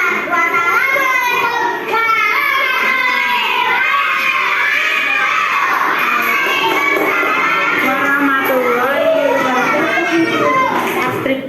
Ini alhamdulillah ibu tadinya mungkin Wahyu pernah lihat sendiri anak itu bagaimana dia tuh kalau maju semua ya gitu ya. Gak ada yang mau ngalah. Kalau mau jawab tuh Wahyu sampai waktu itu pernah kasih bu nanti diatur lagi. Oh ya saya ingat kasih. Gimana caranya? Ternyata saya ikut CGP budaya positif bagaimana dia harus bisa menghargai orang ketika berbicara, tidak memotong, terus tunjuk tangan dulu. Nah ini sekarang ternyata kerja. Jadi dia nggak ada yang maju-maju ke depan, tapi sekiranya menjawab dia langsung tunjuk tangan. Dia nggak ada yang bergerombol lagi, mau gitu pada aku nggak ada. Jadi dia sudah bisa di sini. Padahal tadinya nggak begini. Jadi itu perubahannya besar banget buat saya. Dia sudah paham betul. Oh ya aku nggak boleh ngomong pembicaraan. Aku harus duduk di sini. Nah ketika ada orang ngasih pendapat dia sangat menghargai. Dia tepuk tangan. Senang banget. Ini tadi dia. Tapi tetap pada kursinya masing-masing. Biasanya dia jauh ke depan di sini. Lari-larian ke depan bergerombol. Gitu ya. Ini perubahan positif yang sudah terjadi di kelas saya. Alhamdulillah ini menurut saya perubahan yang sangat besar karena anak-anak yang ini anak aktif semua. Kemudian dulu boleh di video selanjutnya dulu ada video apa ya? Oh ini pada saat membuat keyakinan kelas boleh bapak ibu lihat ini. Kita pakai keyakinan kelas tuh nanya-nanya dulu, sepakatan dulu mana. Bagaimana perjuangan membuat keyakinan kelas ini ada. Tadi kita dulu.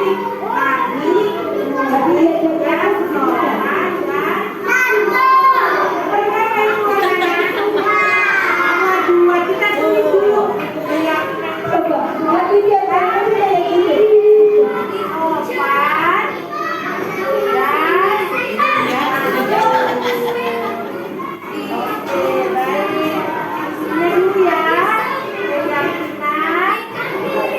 ya baik anak-anak. Ini tadi kita sudah buat keyakinan kelas kita sudah kita tuliskan. Nanti kita taruh di sini ya. Taruh di sini. Aja. Boleh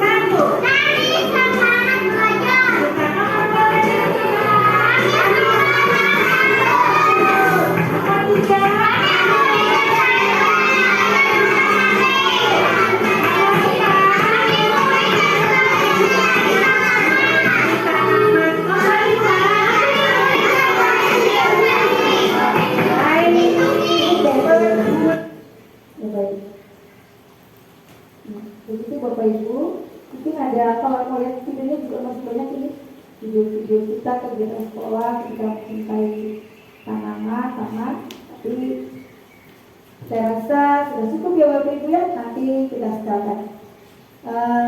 Saya kembalikan kepada Ibu Adesi. Terima kasih. Sesi tanya jawabnya sudah cukup ya Bapak Ibu ya.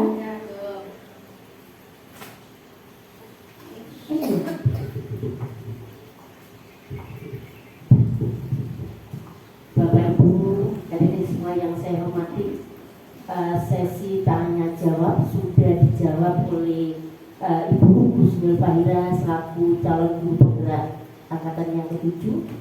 Saya sebagai moderator hanya menambahkan pertanyaan dari ibunya bahwa wali murid itu percaya pada guru yang sudah berumur ya, jangan ngomong tua ya, berumur senior ya. Bunyinya Bapak Ibu guru yang saya hormati, banyak Bapak Ibu guru yang sudah senior namun kurang mengajarnya, ya kurang tepat karena tidak menguasai kompetensi guru. Bapak Ibu guru ingat betul bahwa kompetensi guru itu ada 4 ya Bu Ayu, yaitu kompetensi kepribadian, pedagogik, sosial dan profesionalan ya. Barangkali saya hanya menitip pesan kepada Bapak Ibu guru yang masih muda ya, junior ya, jangan kalah. Apabila kita menguasai 4 unsur tersebut, insya Allah Bu, tata cara kita bergaul, menguasai kelas, pengelolaan kelas, menghadapi wali murid yang berbagai jenis ya, profesional, materi kita kuasai, insya Allah kita sama ya. Apalagi sekarang sudah didengungkan yaitu guru penggerak. Bapak Ibu yang masih muda waktunya masih ada. Kalau saya sudah umur, waktu saya mendaftar Bu, umur saya lebih 1 bulan sehingga ditolak. Padahal semua tanda-tandanya Bu Ayu sudah saya scan. Ternyata Bu, saya ditolak Bu. Namun jangan patah semangat.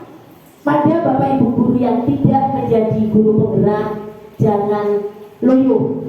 Marilah kita bangkit bersama-sama, bergandeng tangan guru dengan Bapak Ibu guru penggerak, sehingga sekolah kita menjadi maju dan dambaan para wali murid beserta siswanya ya. Baiklah, untuk minimalis acara, berikut ini akan ada acara doa yang dipimpin oleh Ustadz Bayhaqi SPD. Kepada Ustadz Bayhaqi SPD disilakan.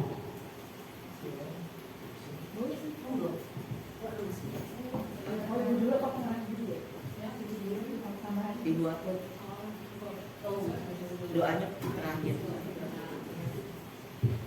Sebentar Pak Tuki ya.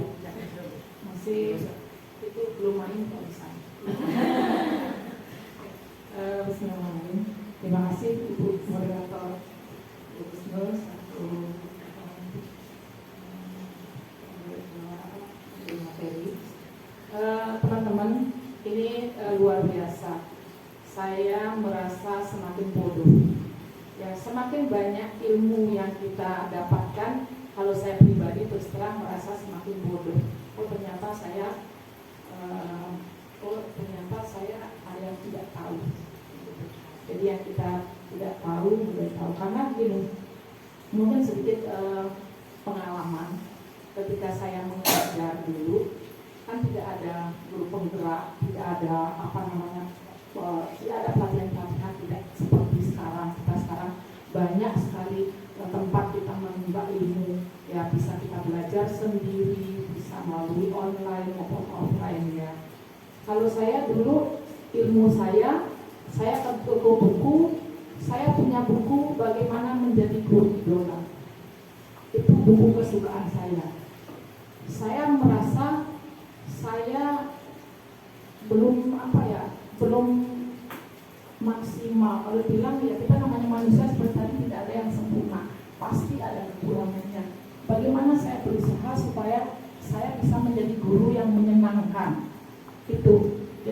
cari buku, saya ya sebetulnya memang tidak jauh.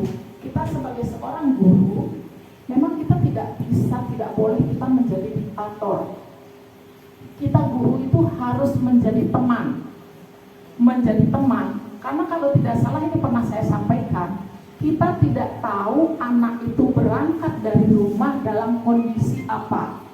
Ya, seperti tadi contoh, anak terlambat, waktu kita sudah pasang muka asem, ya. Padahal dia di rumah, mungkin dari rumah dia sudah sedih. Mungkin tadi dia belum sarapan atau dia minta uang jajan, orang tuanya tidak punya, akhirnya orang tuanya sudah berkata kasar, dia lari ke sekolah dengan harapan di sekolah dia dapat perlindungan dari guru, namun di sekolah gurunya sudah pasang muka yang menyeramkan. Terus anak ini lari kemana? Itu. Makanya kita sebagai guru, jadi kita harus bisa sebagai orang tua, sebagai teman, sebagai pelindung di sekolah. Zaman sekarang tidak ada lagi yang seperti yang tadi harus anak dipukul dengan rotan, itu zaman nenek moyang kita. Sekarang itu anak sekarang ini lebih kepada dia senang dipuji. Tetapi dipuji itu artinya bukan berarti dia, karena sama seperti tadi penghargaan itu tidak semua positif, ada juga yang menurunkan kualitas seperti tadi. Jadi anak itu jadi saya salah pun saya enggak apa-apa. Tapi kita lihat juga bagaimana karakter anak itu, bagaimana latar belakang anak itu. Kalau tidak salah sama Pak Kiki ya pernah menghadap saya, ini anak bagaimana, ini anak harus sudah naik. Saya bilang Pak Kiki sudah cari tahu anak ini datang dari lingkungan seperti apa, di rumahnya bagaimana, orang tua bagaimana, latar belakang sosial ekonominya di rumah seperti apa. Itu kita sebagai guru harus tahu itu. Makanya kan selalu saya katakan lakukan assessment di awal.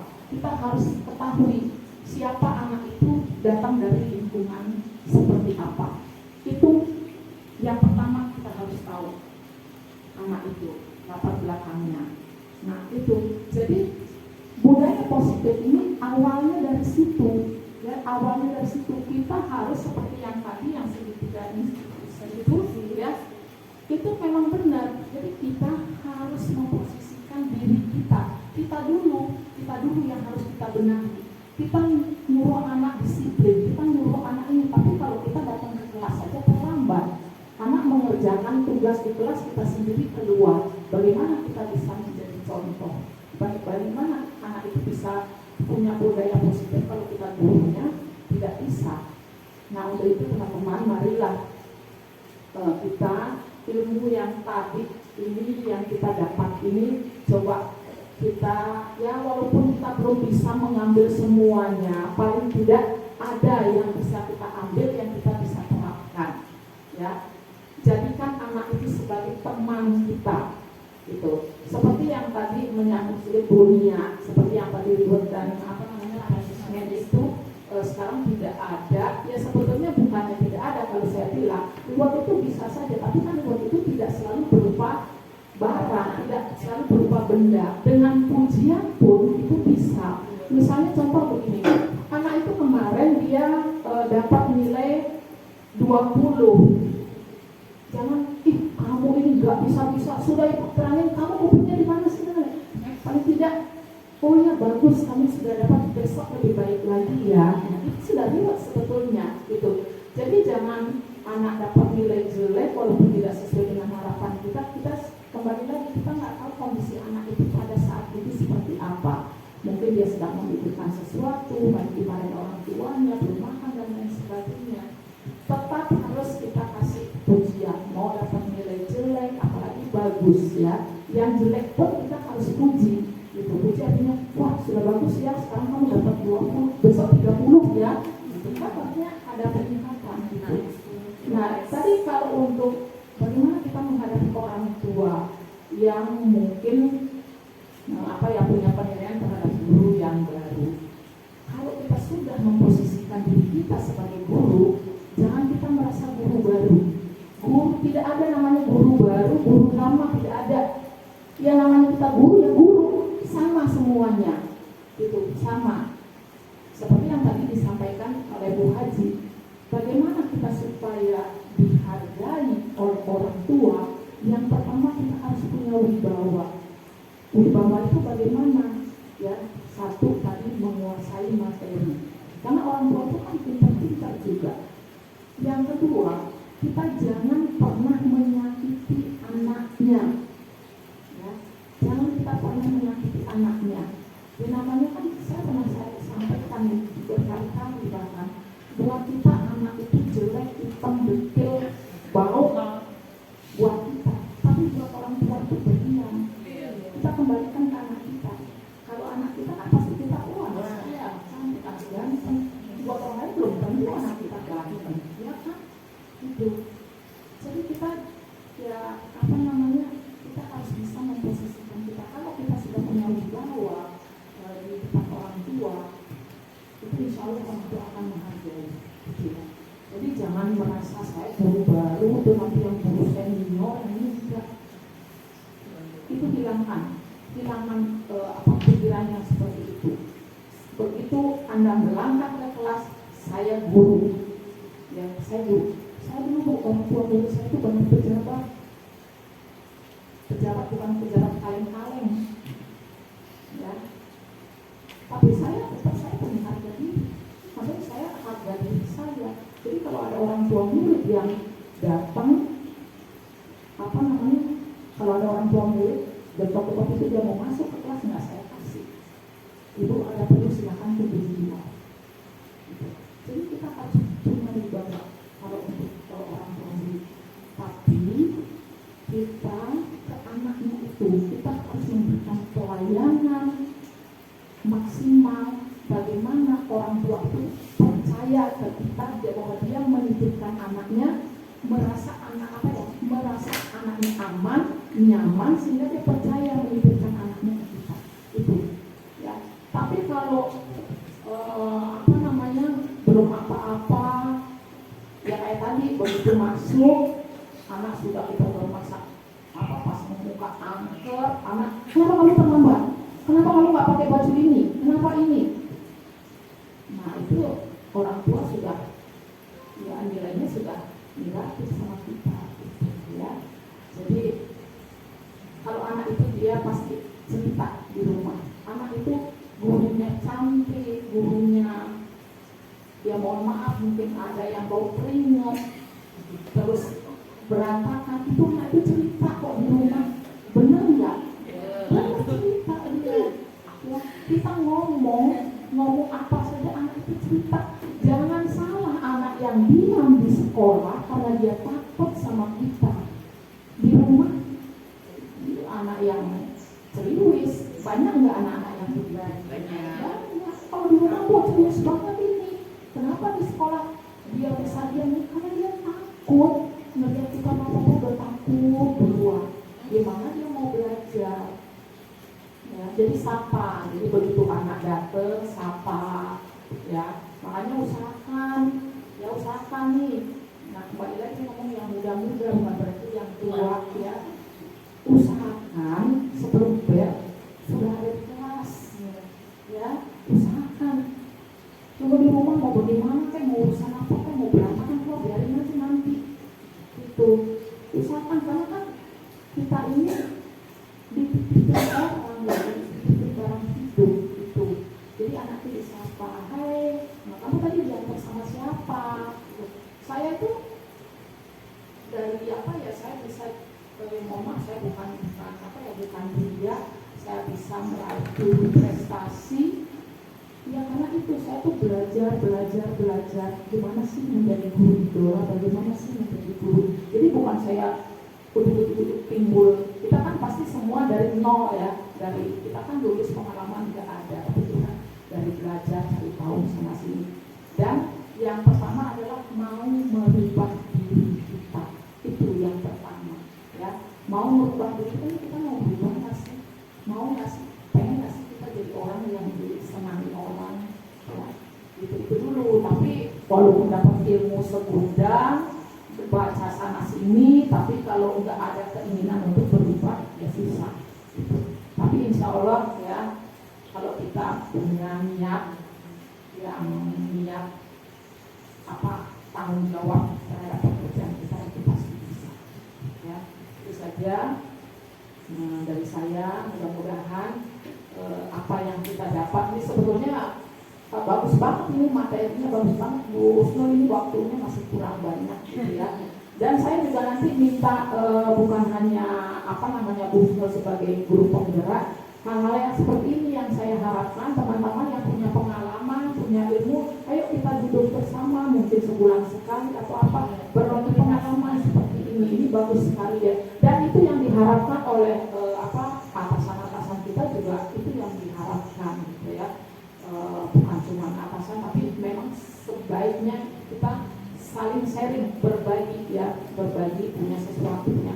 Ya mungkin kalau Bu Ade misalnya bisa berbagi ilmu tentang pramukaan, ya apa saja gitu, bukan berarti saya enggak, saya udah ini. Nah jangan jadi orang bukan, jadilah orang yang rendah hati, bukan rendah diri. Tapi jadi jangan jadi orang yang rendah diri, tapi jadi orang yang rendah hati. Rendah hati itu tidak sombong, tapi kalau rendah diri itu minder. Jangan minder, harus bisa. Saya dulu benar-benar minder banget jadi orang. Benar, saya nggak berani tampil, nggak berani ngomong. Ya sekarang pun saya kalau ngomong kan masih dulu. Tapi ada satu hal yang membuat saya percaya diri. Saya harus bisa, saya harus ini. Ternyata dicoba, bisa. Gitu. Jadi jangan minder. Kita tunjukkan kelebihan kita. Untuk kekurangannya ya kita cari. Gitu. Untuk mengisi kekurangan kita itu apa. Itu saja teman-teman. Lagi apa yang tadi disampaikan oleh Bu Usnul, dan ini buat saya pribadi ya sangat bermanfaat. Mudah-mudahan untuk teman-teman juga ini bermanfaat, ilmu ini bisa kita terapkan di kelas ya, misalnya ini masih di lingkungan kita ya, di kelas ya, mungkin nanti akan terus yang tadinya menjadi Bu Usnul, yang tadinya menjadi yang pada akhirnya menjadi budaya ya. Jadi kita terapkan dulu sedikit, akhirnya nanti lama-lamaan anak-anak itu tanpa disuruh pun dia melakukan sesuatu itu. Itulah yang disebut dengan budaya. Sekian teman-teman yang dari saya. Selanjutnya saya serahkan ke Bu Haji. Assalamualaikum warahmatullahi wabarakatuh. Waalaikumsalam warahmatullahi wabarakatuh. Terima kasih Bu yang membeberkan beberapa arahan dan sekaligus hari ini sangat bagus sekali karena banyak pengalaman yang kita dapatkan. Selanjutnya mohon untuk Ustadz Kiki Bayraki SPB. Pulang balik. Iya kan?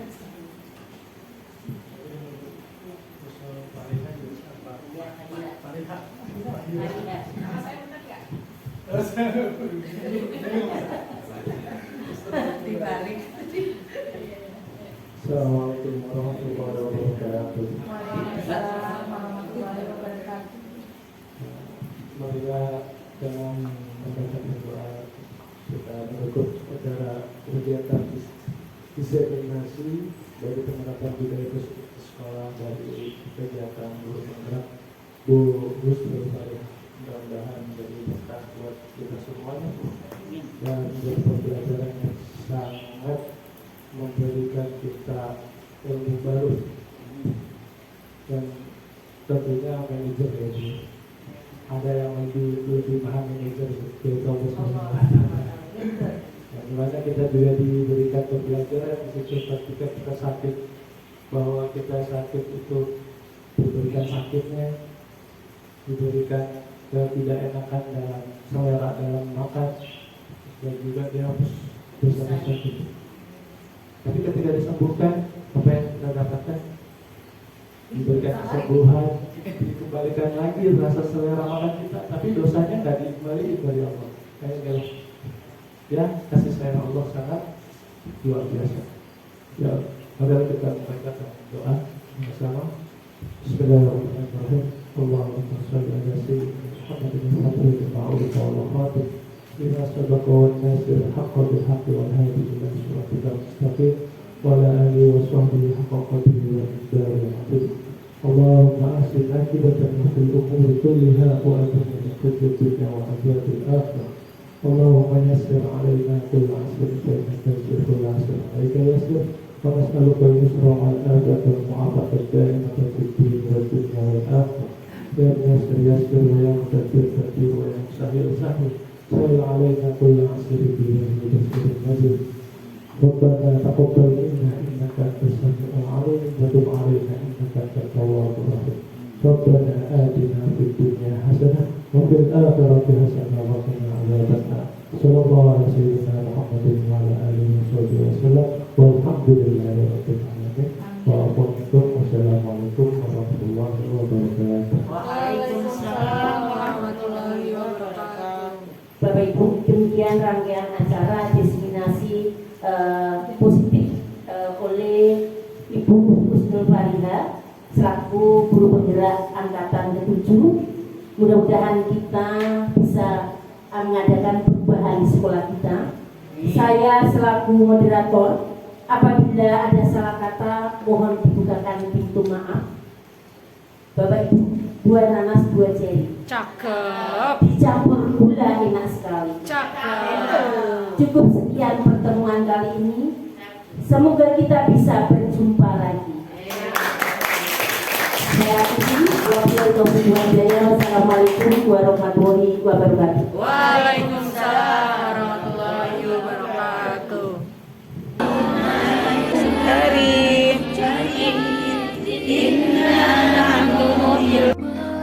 Jangan keluar kalau belum dijemput.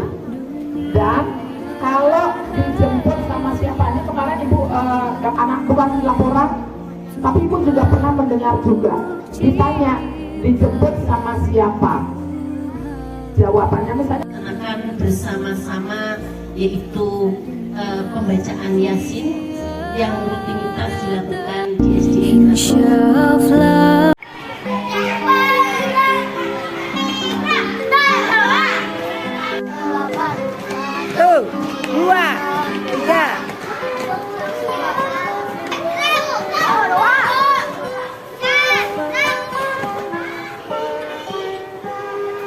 Pagiku cerah, matahari bersinar, ku gendong tas merah di pundak.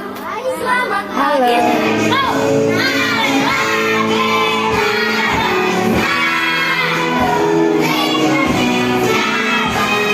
Halo, nama aku Mariam. Aku dari kelas 1C. Aku setelah membuat keyakinan kelas, saat lebih nyaman dan senang. Terus sekolahnya gimana? Sekolahnya kayak lebih nyaman. Terus jadi senang gitu. Lalu? Jadi kayak tertib gitu. Oh gitu, lebih tertib ya? Ya, Happy. iya. Oke, baik. Terima kasih Maria. Ya. Dadah.